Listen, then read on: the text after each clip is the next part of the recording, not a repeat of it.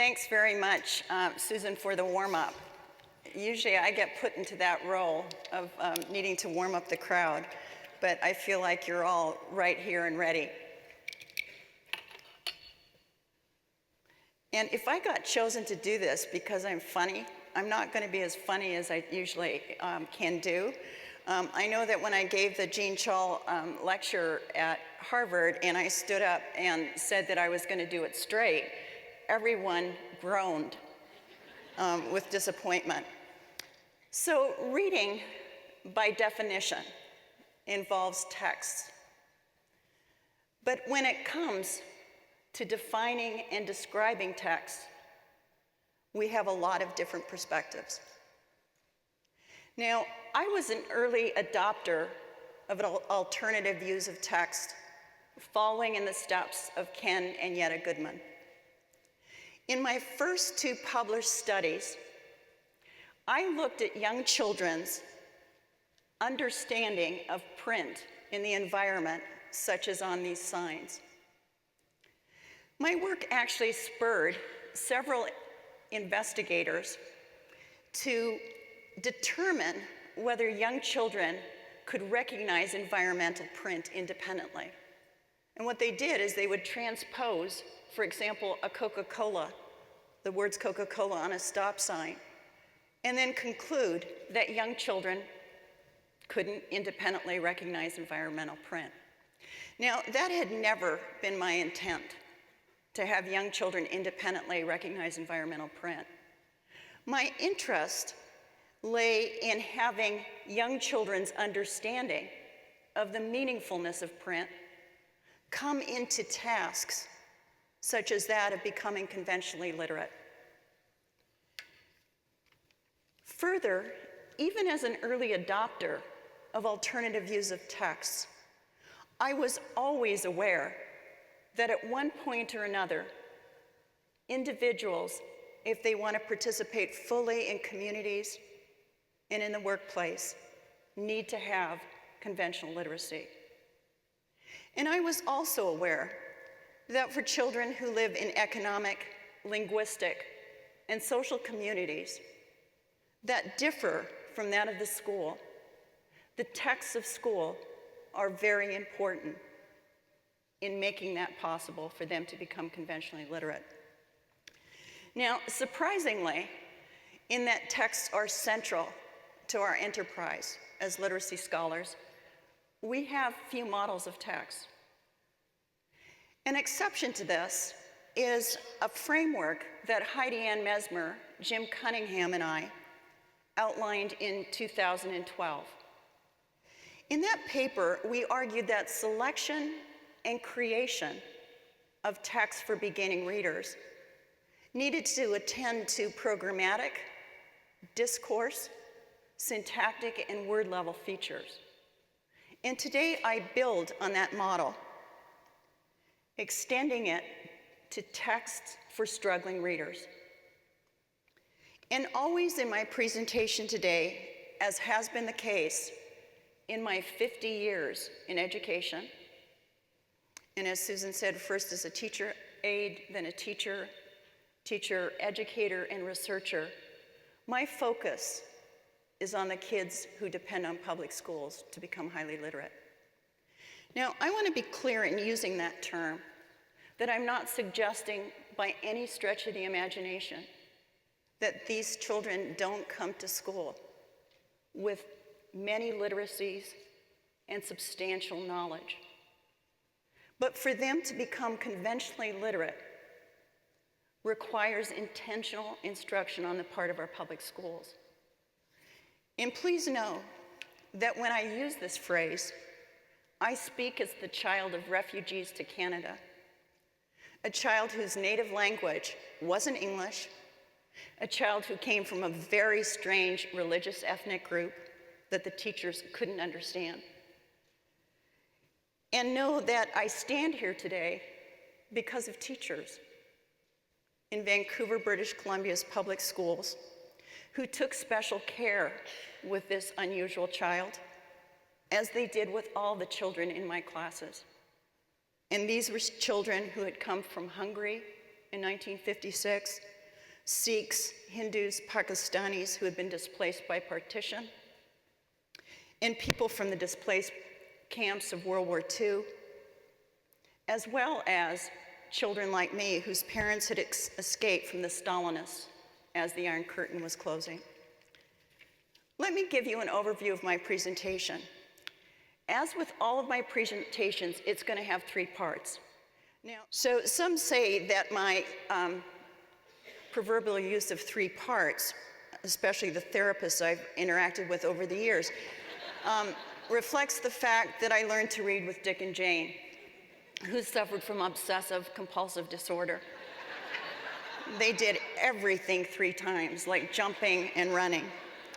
So in the first part of the presentation, I examine a text innovation that has become ubiquitous in the 6 years since the Common Core standards launch. In the second part, I describe a framework of text with fairly broad brushstrokes. And finally, I look at my conclusions in relation to future research, especially the research that I'm going to be doing in the next phase of my career. And Susan, I don't understand why I'd be slowing down. It was just some kind of ageism. I don't believe in that. Okay, so on to the illustration. This new text solution consists of current events articles from newspapers and websites. Now, there's nothing unusual about that. What is unique is the presence in these programs of a text at each of the readability levels of the Common Core state standards. So here's the staircase of text complexity that the Common Core writers presented. Actually, they hypothesized that the levels that students needed to attain at specific steps were required if they were to attain college and career levels by high school. Here's what's offered in one of these programs. On the right-hand side, you can see the levels. So you've got the choice of one of these 5 levels that match perfectly onto the staircase of text complexity. This is a compelling idea. With a click or 2, each student can be provided with just the right text, or what my friend Steve Stahl used to call Goldilocks text. But is it true that these adapted texts increase the reading capacity of struggling readers? When I couldn't find answers to this question in the literature, I conducted a study. And what I did is I established the critical features of text, and then I compared those features to what we know in the archival literature. My study consisted of 500 leveled magazine articles, 5 texts representing each of these 5 Lexile levels from one program, and the program is Newsella. But the patterns are similar in other programs such as Achieve 3000 and Read 180. These programs I'm going to collectively call leveled magazine programs. As this chart shows, mean sentence length and number of words increase as text levels increase. Okay, so the lowest texts are on the left-hand side, highest texts on the right. On word frequency, the Lexile Analyzer's measure of semantics, the pattern is opposite. Word frequency decreases with higher levels. That's actually what you'd expect because lower levels on the word frequency measure mean, on average, harder words. So here's what the proficient readers get. Here's what the least proficient readers get. So just keep thinking that there are millions of kids actually getting this as we speak today. So if struggling readers get the lowest level text, they read texts that are 41% as long as those for proficient readers, sentences that are slightly less than half as long, and words with higher average frequency. Now, are these features validated by research? That is, do short texts with short sentences and words with higher average frequency increase the reading capacity of struggling readers? On the feature of short text, I'm going to review findings related to reading volume later in the presentation. But to foreshadow those results, let me quote from Jay Samuels, who served on the National Literacy Panel in 2000 and had this to say about the panel's conclusions on independent reading with which he didn't agree. If amount of time spent reading isn't associated with reading proficiency, reading is the only human endeavor that follows this pattern. Second, do short sentences help poor readers comprehend better? Now, it is the case that long sentences are associated with more complex ideas, at least in expository text. That's not the case with narrative text. But does putting clauses and phrases into separate sentences help poor readers comprehend? In his dissertation, which was published in 1974, David Pearson looked at students' comprehension as a function of complex sentences, such as this one, and simple sentences that have been made from a complex sentence. Comprehension was the same or better on the more complex than simple sentences. David suggested that rewriting the ideas as two sentences eliminates the causal relationship, placing a greater inferential load on readers. By the mid-1980s, when I worked on Becoming a Nation of Readers, the findings on the effect of shortening sentences to get lower readability levels was substantial enough that the Commission cautioned against over-reliance on readability formulas for creating or selecting reading text. In fact, we wanted to call for a moratorium on readability formulas, but Jean Chall, whose name was associated with a pretty major readability formula at that point, was on our commission and was having none of it. Subsequent research has continued to show that shortening sentences isn't an aid to comprehension. For example, in a study that colleagues and I published in 2011, texts were written with different levels of syntactic and lexical complexity. Lower lexical complexity had a significant positive effect on comprehension on 2 of the 4 topics. Syntactic changes, either harder ones or easier, didn't influence comprehension of any topic. Now, the finding of an effect for lexical complexity is one of the most enduring in our field. But the word frequency outcome of the Lexile framework simply gives an average of the frequencies of all the words in a text. An average for word frequency is a problem because of the skewed distribution of English vocabulary. Around 100 words appear 1,000 times per million words, and then we have another 375,000 words that appear less than once per million, with about half of those words appearing once every 10 or 20 million words. To illustrate the meaninglessness of this metric, consider these 2 texts.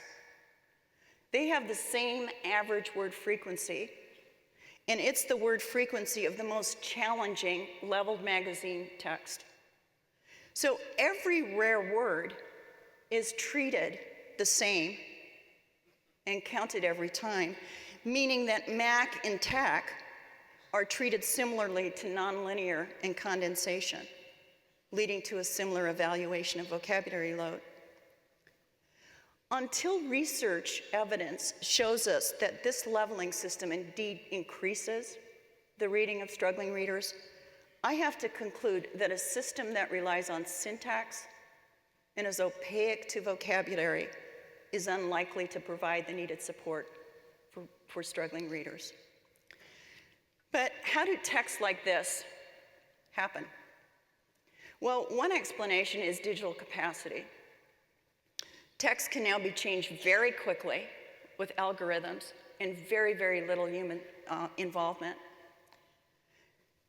But I say that the bigger source was the decision of Common Core writers to reify an explicit set of quantitative parameters in the staircase of text complexity. Based on the conclusions of Becoming a Nation of Readers, California and Texas in the late 1980s led the way by explicitly mandating that reading text manipulated by readability formulas wouldn't be available for purchase with state funds. From that time till the Common Core, readability formulas haven't been used to change or select texts in core reading programs. That's not the case in content area programs, but in reading programs it is.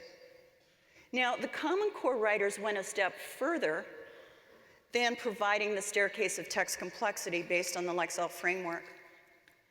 To appease other companies that charge for analyzing for text complexity, they actually provided an addendum with other quantitative indices, and this was the only modification they were willing to make to the Common Core.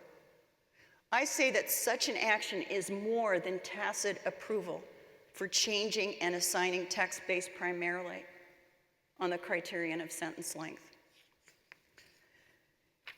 This illustration demonstrates the urgency and need of attention to my thesis. For a large portion of our population to become highly literate, literacy scholars need to provide well-grounded principles and frameworks that counter policies, such as the staircase of text complexity, and that give readers grist, that provide supportive text rather than text that hinder struggling readers. In the second part of the presentation, I'm going to identify 3 principles that are essential foundations for texts that change the trajectories of struggling readers.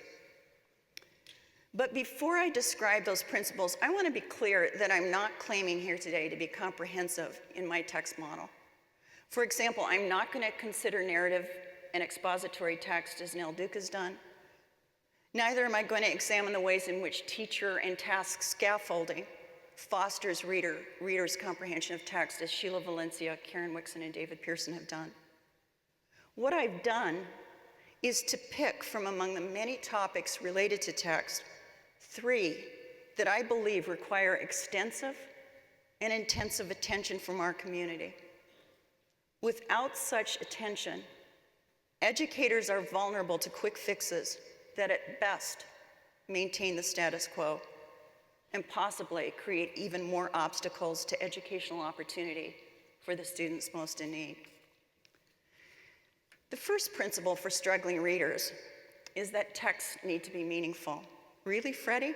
At first glance, this principle seems so apparent as to be tautological. After all, reading as a language process is focused on meaning. Jim G. tells us that meaning making can take many different forms, but humans, even young humans, approach language, including written language, as if there's going to be some meaning. When students with few prior literacy experiences are asked to read with nonsensical texts, we shouldn't be surprised if they fail to become proficient comprehenders. And nonsensical text is precisely what has formed the primary reading diets of a generation of American school children, especially those who are perceived as at risk. These figures are from the textbook adoption in California that was mandated during No Child Left Behind. And these remain in many classrooms, especially for interventions, Tier 2 and Tier 3, in classrooms not just in California, but across the US, beginning with kindergarten.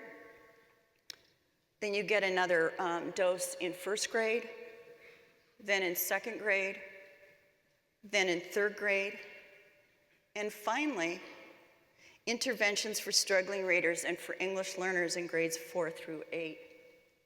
Now, I have to admit, when I started this presentation 8 months ago, I thought that the term con man was a very meaningless term, and I have since upgraded that to essential core vocabulary.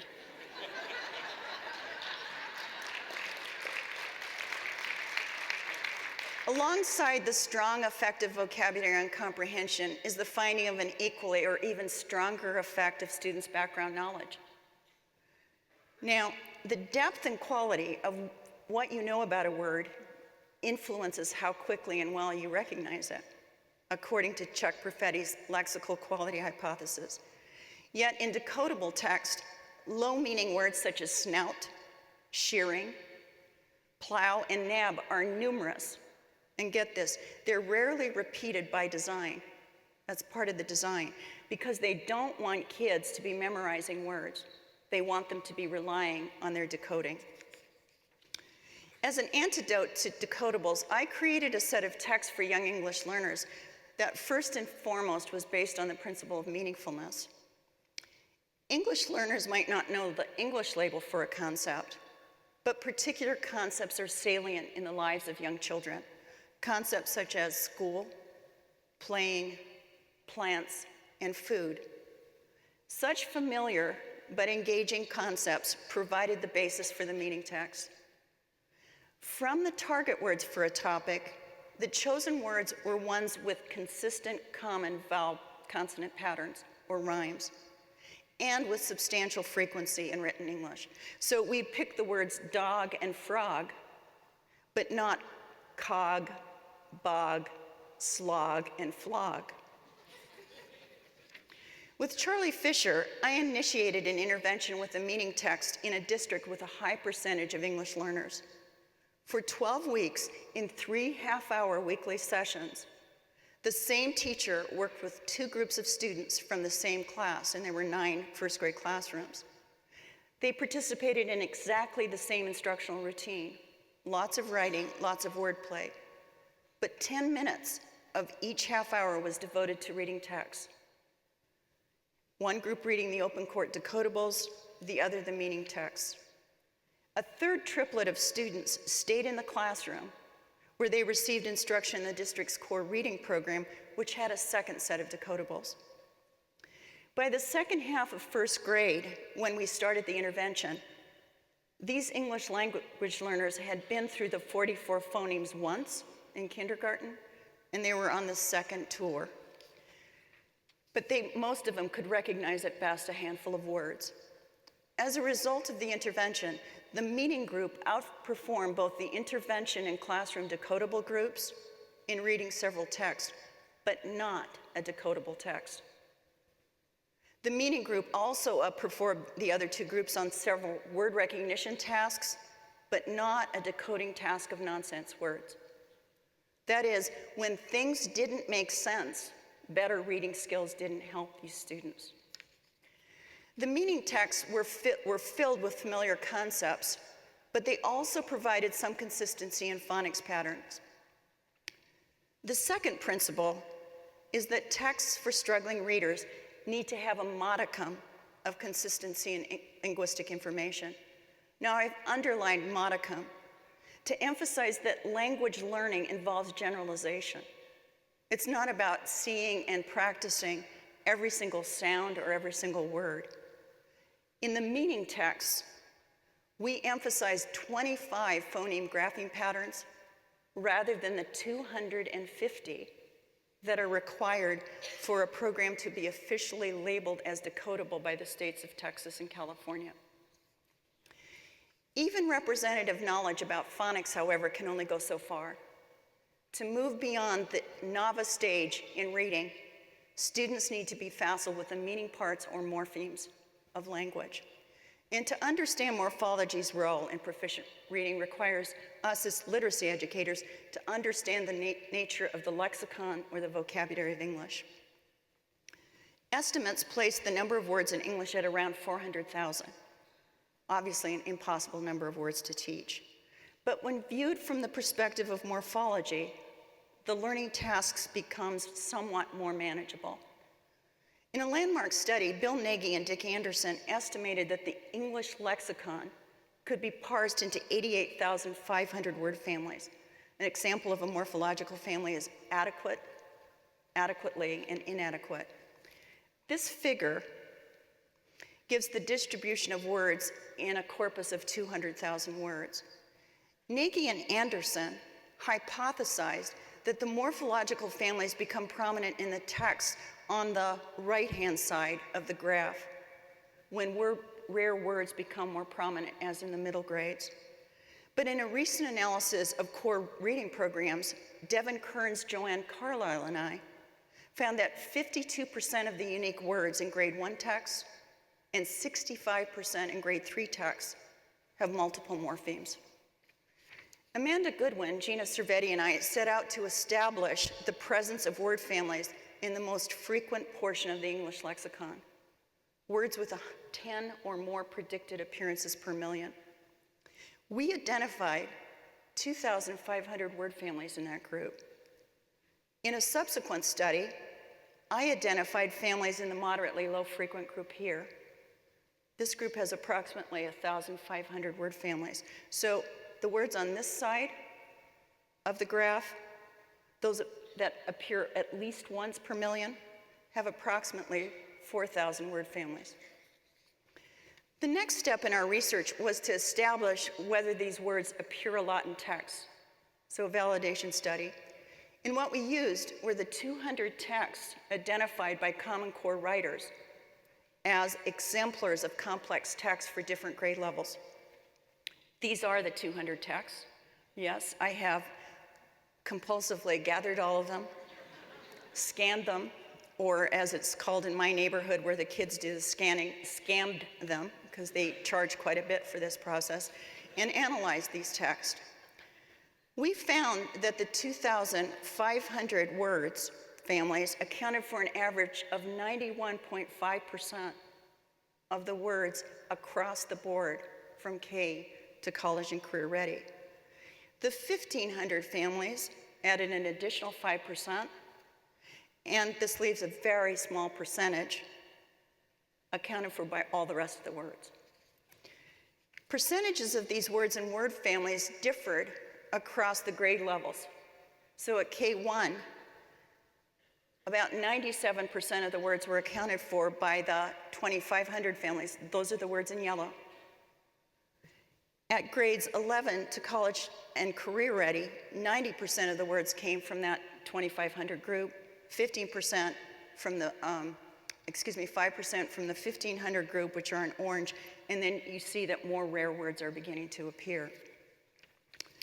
Now, the presence of a group of highly prolific word families doesn't mean that children use this knowledge when reading. A handful of reviews of morphological studies show that demands of text are high and students can be taught to use these words, but we just don't know if kids' knowledge keeps up with the demands of the text.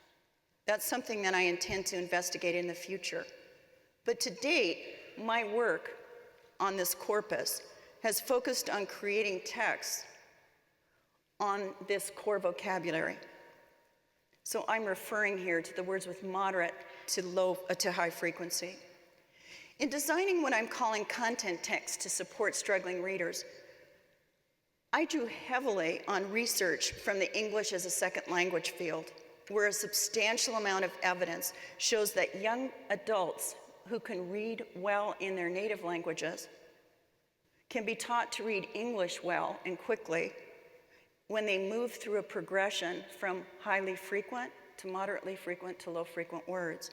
So building on this work, I generated a series of word zones in a staircase that was based on vocabulary rather than on syntax. So any text at one of these levels has 98 to 99% of the words within that level or from text below that level. But even with this goal of emphasizing the core vocabulary, a chief criterion of these content texts was on meaningfulness. Whereas current intervention texts for middle graders emphasize a con man shaving sheep,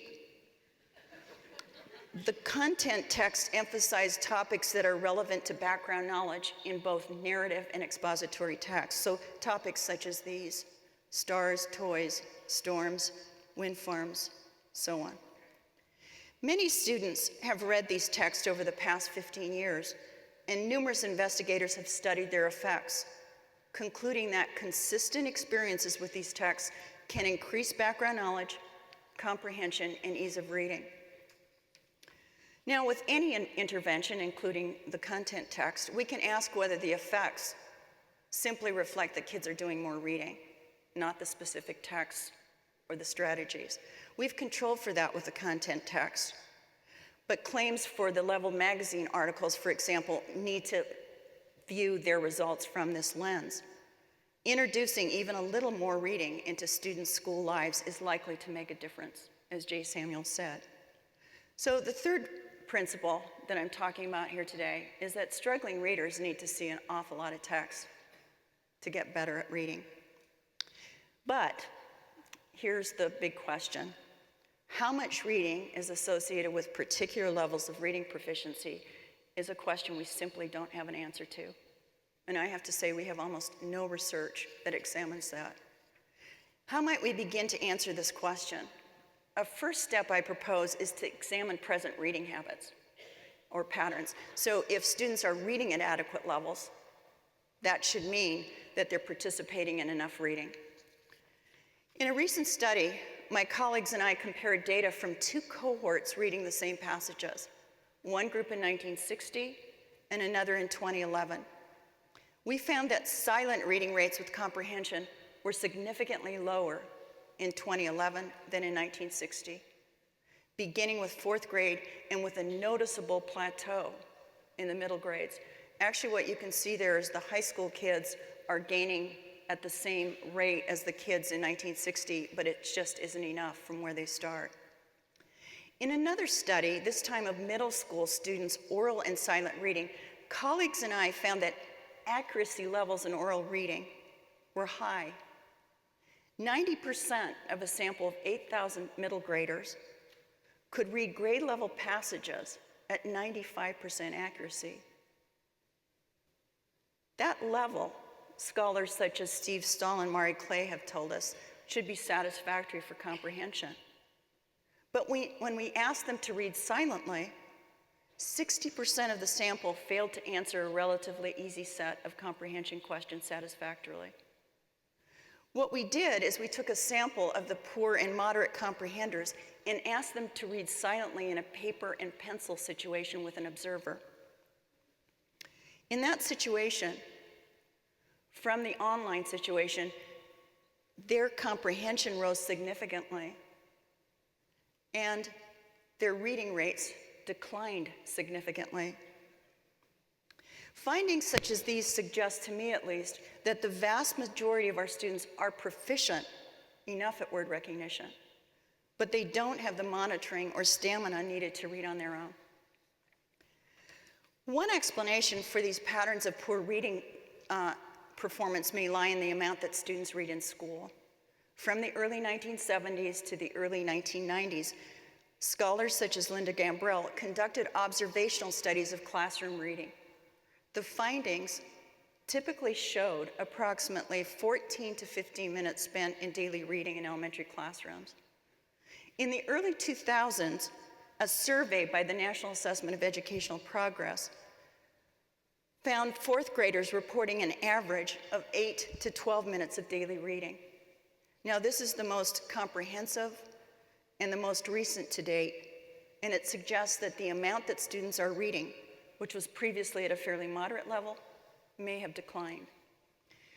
This decline in time spent reading has been happening while we've been devoting more time to reading instruction. Devin Brenner, Renata Tompkins, and I found that in classrooms under NCLB mandates in one school, in an entire state, reading instruction increased by about 50%, but the time students spent reading didn't increase significantly. A compelling finding in the Brenner study was the mode of reading. Students spent half of their time in assisted reading, ostensibly following along as their teachers or an audio tape read the story. This pattern of assisted reading seems to have extended across the grades, as evident in an observational study of high school classrooms as part of the Reading for Understanding initiative.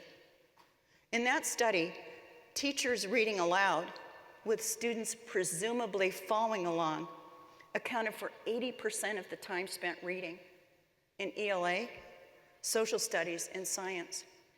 All I have to say is that I think our teachers should be getting pretty good at reading. This research is not extensive, but for those students who read more in their classrooms, they in fact do better on the NAEP, as shown by John Guthrie. And in another study by LRA members Melanie Kuhn and Paula Schwogenflugel, an additional 1.8% of the school day spent reading distinguish classrooms with high levels of reading achievement from classrooms with low levels. A study led by Tim Rosinski illustrates the need to dig deeper in terms of volume. What I'm suggesting is it's not just a simple issue of adding more time and expecting more achievement. In the Rosinski study, we found that struggling middle and high schoolers only began to show improvements after they had spent a minimum of 20 hours in an online intervention. In this third and final part of the presentation, I'm going to summarize what I've talked about and describe implications of this work for future research. So I began with a description of a form of text that swept through the educational marketplace to illustrate that many textual innovations are without roots in theory or research.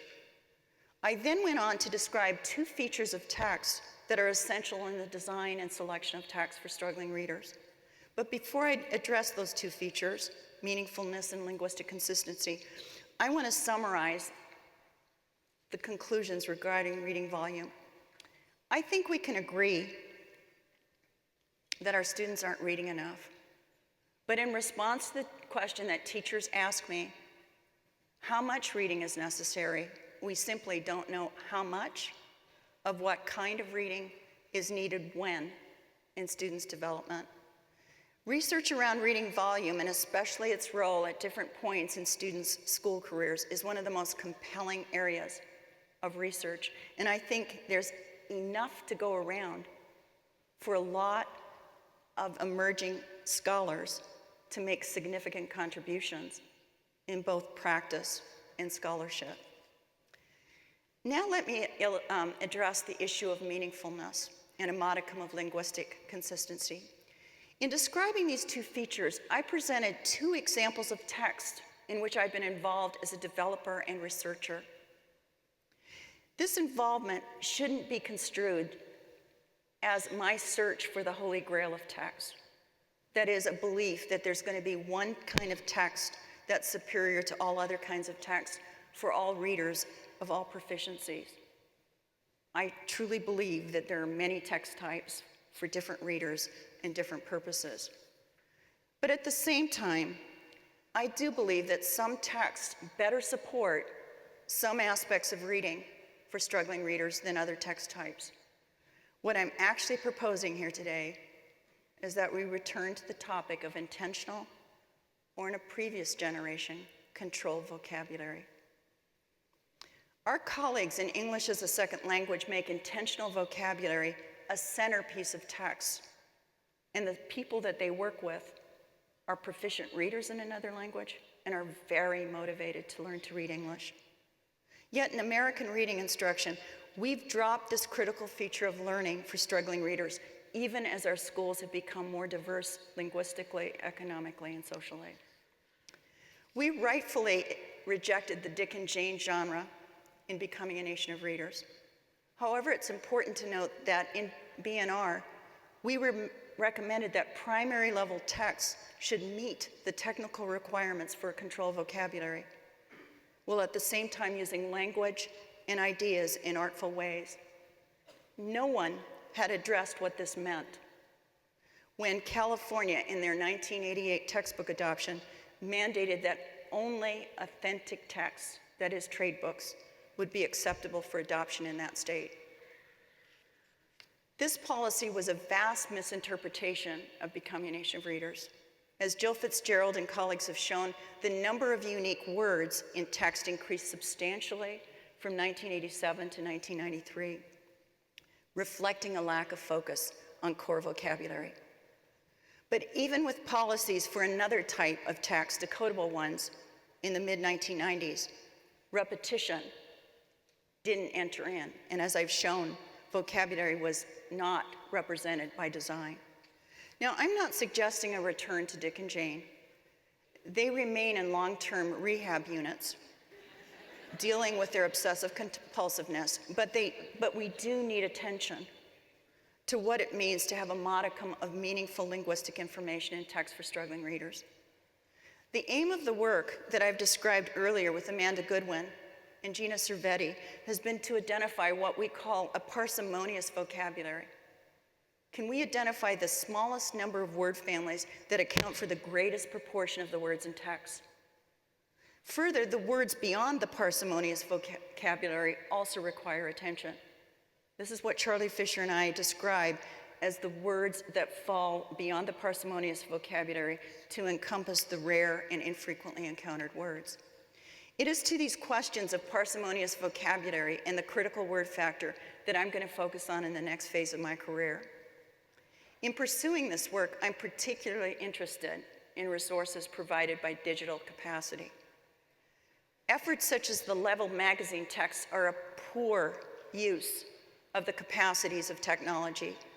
For example, technology has made a wealth of databases available where words are tagged on features like concreteness and polysemy. So when these data tools are used in conjunction with research on word complexity, we can begin to target words for instruction of individual students. Today, I want to demonstrate very quickly the potential of digital resources for creating instruction around parsimonious vocabulary. I'm going to present a prototype of a not-for-profit group I work with in Silicon Valley called Text Genome. The foundation for the prototype is the 4,000 word families. And what we do here is we put a word family in a grade level at which it appears initially with the greatest amount. As you see, the word families are spread across the grades, and please don't think that I'm proposing that students need instruction in every word for every grade level. In fact, I'm very much against that, and I'm making this database available as open access with great reluctance. What I'm interested in is adaptive instruction. So let me illustrate what we do here with some words from grades 9 to 10.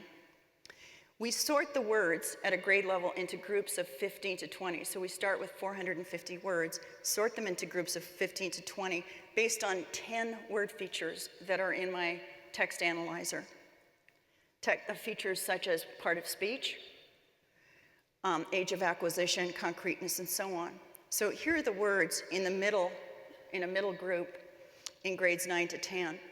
And what we do is we identify, this is something that David Pearson, Michael Camille, and I talked about in an RRQ article in 2007. We identify words that typify the group. Next, what we do is we use a database of texts that students have a likelihood of encountering someday in school or in life. And we develop questions based on that. And depending on their performances, you either get instruction or you get next levels of assessment. Now, I'm offering this text genome prototype as an illustration of what's possible. Do know that we're always eager for partners, especially literacy researchers who want to test our assumptions about whether, in fact, knowledge generalizes. So if you know installed, do you also really know inserted and guarantee? We have a rationale for that, but that is something that needs to be tested, as does the instruction. In conclusion, our models of text are few and have not been well articulated. But I believe that as a community, we have a lot of knowledge, but it's only through integrating this work, extending it, and providing educators with strong frameworks and principles that we're going to ensure that the students most in need receive the text they need. This attention to text features and diets isn't just hypothetical or a good idea. It's not just Freddy's good idea. Many of the comments that I've read and heard within our community post-November 8th have to do with the need to emphasize critical literacies, critical thinking with text, and I wholeheartedly agree with that. But for that to happen, students need to be doing the reading, not their teachers. Getting students onto the page with alacrity and proficiency is a necessary action. It's not sufficient by any means, but it's necessary if we're to increase educational equity and to sustain democratic ideals.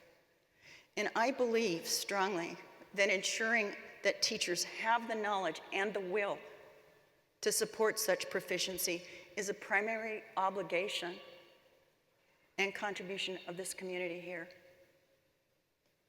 That's what we contribute to a democratic society. I invite all of you to join me in supporting our teachers in becoming more knowledgeable and motivated in providing appropriate texts for all students, but especially the kids who depend on public schools to become highly literate. Thank you very much.